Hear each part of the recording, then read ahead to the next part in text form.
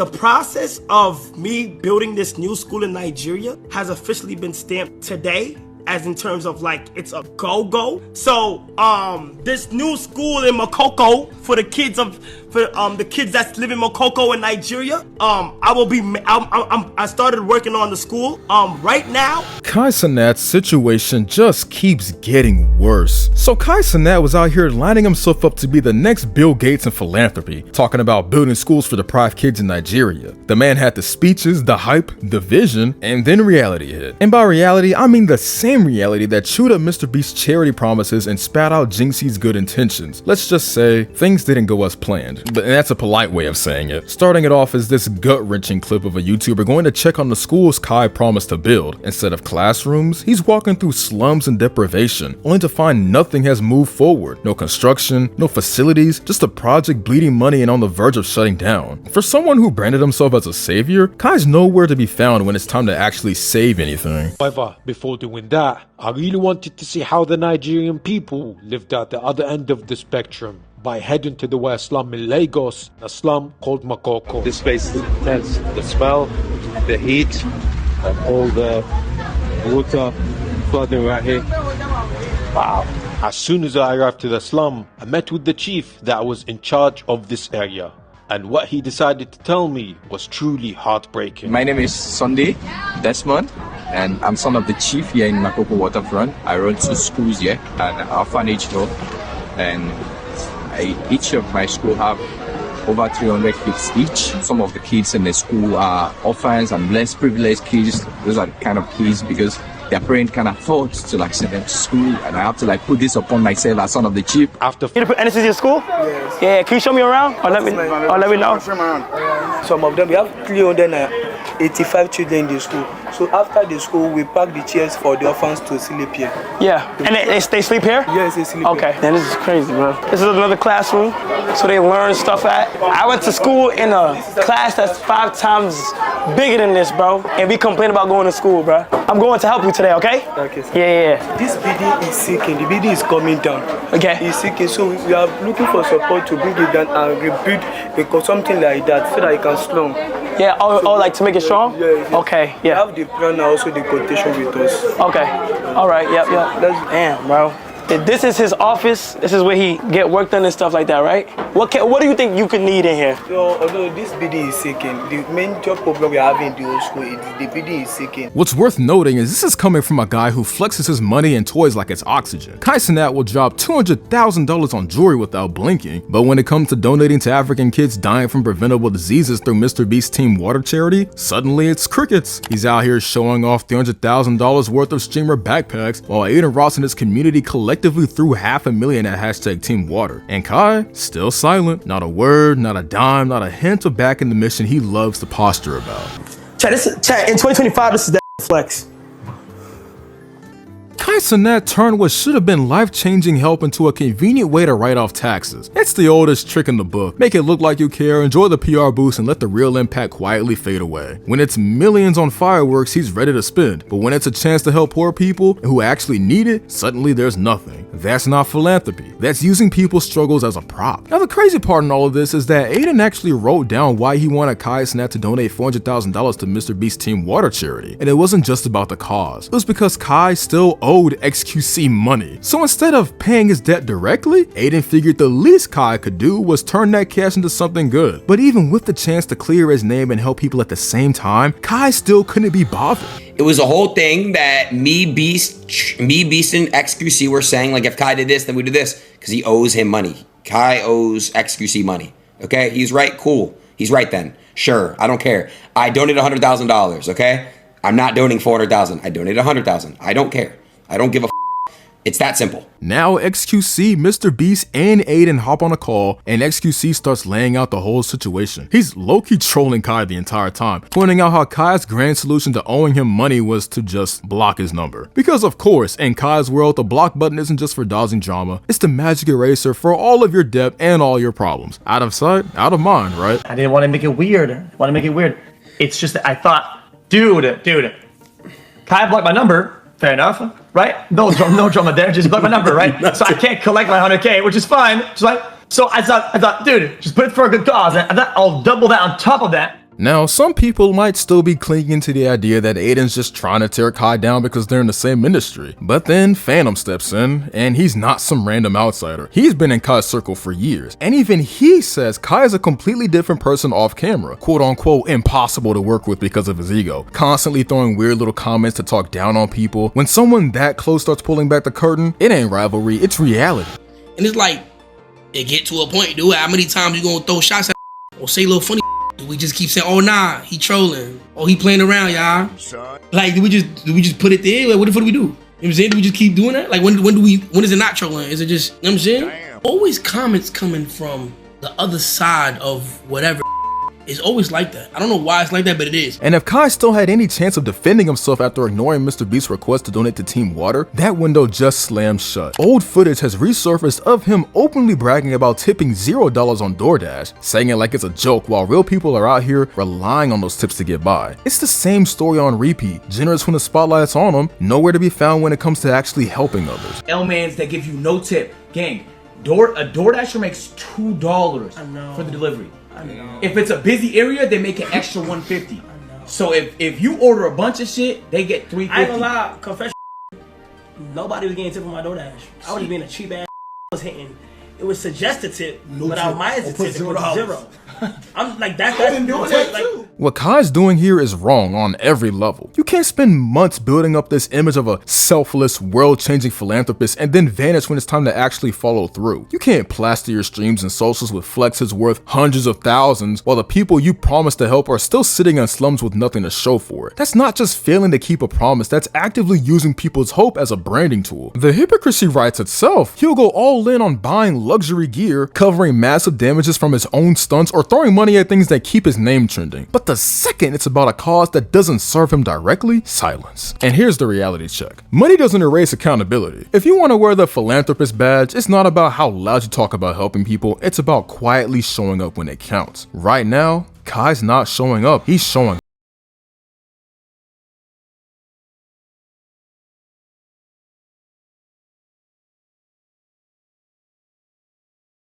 It's all right, chat. I'm gonna go to the gym, bro. I don't even know what's going on. All right, I'm gonna see y'all boys, bro. I tried to set up a tourney. I don't know. And the wild part, that wasn't even the worst of it. Moments after straight up ignoring Jinxie, Kai gets up mid-call and dips to go do an IRL stream like nothing happened. Just leaves. No heads up, no courtesy, nothing. Even his own chat started spamming L's, calling him out for the way he handled it. And Jinxie, man, just sat there, took the hint, and quietly said he's heading to the gym. And honestly, who can blame him? Bro got done dirty on his own idea in front of thousands and dipped before it got worse. And after all that, naturally the backlash rolled in. People weren't just mad about how he treated Jinxie, they were calling Kai out for what it really was, only caring once the criticism started stacking and his viewership looked like it might take a hit. See, Al Kai, what am I doing? Why does it say Al Kai? No, tell Jinxie. Matter of fact, no. Okay, yeah, I'm going to Jinxie, bro. Tell Jinxie I have something planned IRL, but I'm about to do a one-on-one. Tell JC I'll do the one-on-one with him. I'm not doing it. I didn't want to do the IRL. I ain't gonna lie. I told him not to do IRL.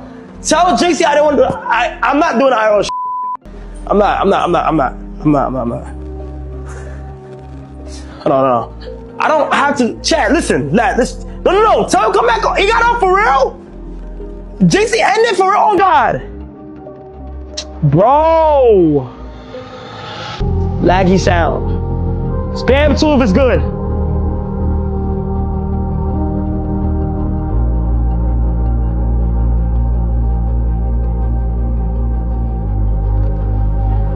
Let me go see what these niggas are talking about. What the is this? Now chat. What the is this right here, bro? It's a static. What the is this? But it's good. All right, chat. I'm gonna go to the gym, bro. I don't even know what's going on. All right, I'm gonna see y'all boys, bro. I tried to set up a tourney. I don't know.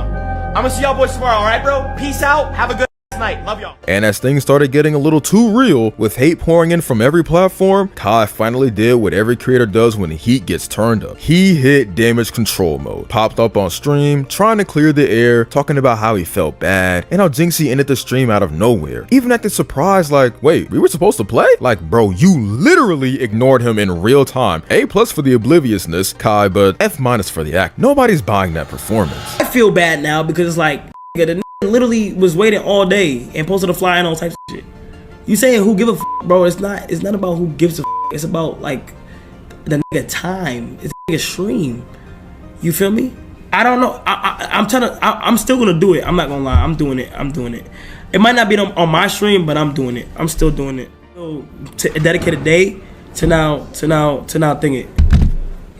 Bro, y'all just messed up with Jinxie, gang. You said what? I just messed up Jinxie. How?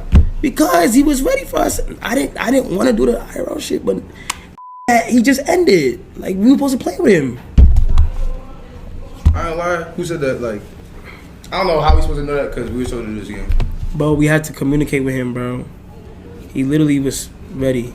Now, let's be real for a second. Nobody should be shocked that Kai ended up apologizing, but it wasn't some deep moment of self-reflection or genuine accountability. It was survival instinct. His chat was spamming L's non-stop. His name was getting cooked across every platform, and the pressure finally forced him to say something. This wasn't remorse, it was PR. A quick pivot to stop the bleeding, because if the backlash never hit, let's be honest, that apology never would have happened. Now, moving on to the other controversy Kai's caught up in, and this one's got nothing to do with games or stream beef. It's about Mr. Beast's Team Water charity. If you're not familiar, it's a massive global initiative aimed at providing clean water to communities that desperately need it. Huge respect to Mr. Beast for even pulling something like this together. It's not just a good cause, it's a rare moment where the internet actually comes together for something meaningful. Tons of creators showed up, donated, helped spread the word. It was a real chance to use their platforms for something bigger than themselves. Except, well, Kai. We're on a mission to give 2 million people all around the world clean water.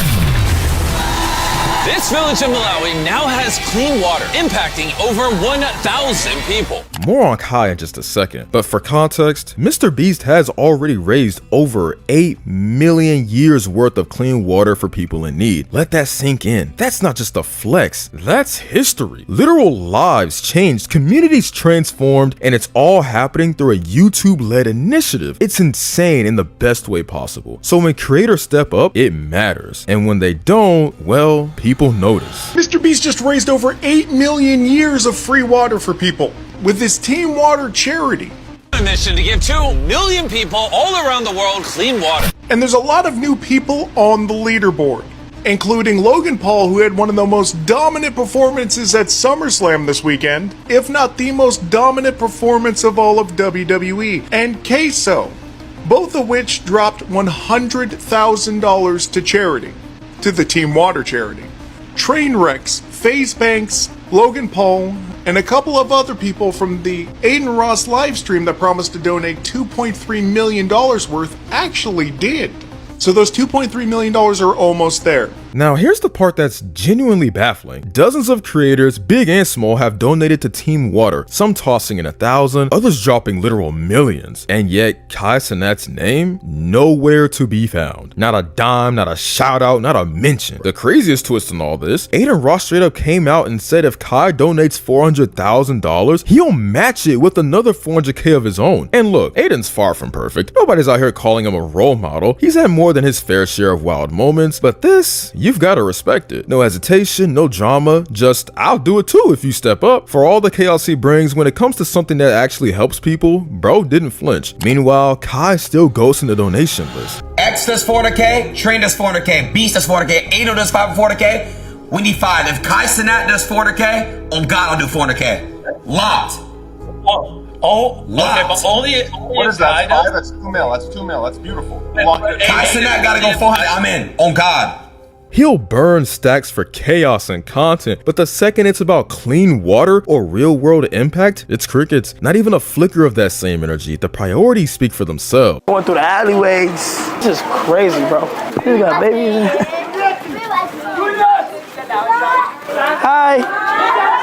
But this made me realize in life, you gotta be very grateful for shit. Like, you gotta be very grateful, bro, because bro, like, what the? Hi. This is like, bro, this is crazy, bro. Holy crap, bro. Don't have any plan. Oh, shit. Speed! Speed? I'm not Speed. No, you are, Who am I? Cenat. Yeah! Oh, stop, they know me in here. They're in chat, they know me in here. So, you here to put anesthesia in school? Yes. Yeah, can you show me around? Or let me know? Some of them, we have 385 children in the school. So after the school, we pack the chairs for the orphans to sleep here.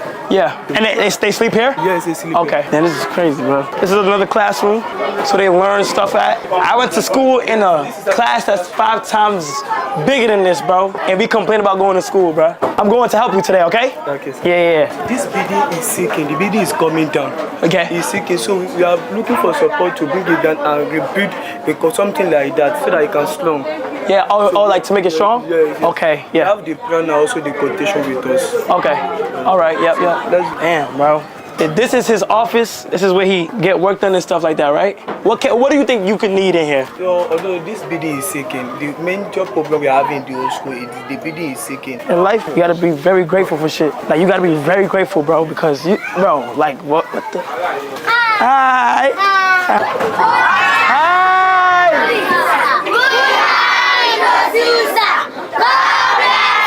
Yo. Amen. How are you, everybody?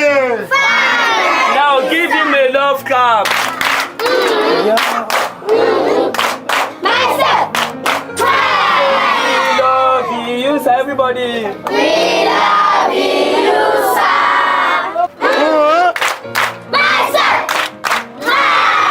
Say, Femi, you're welcome, sir.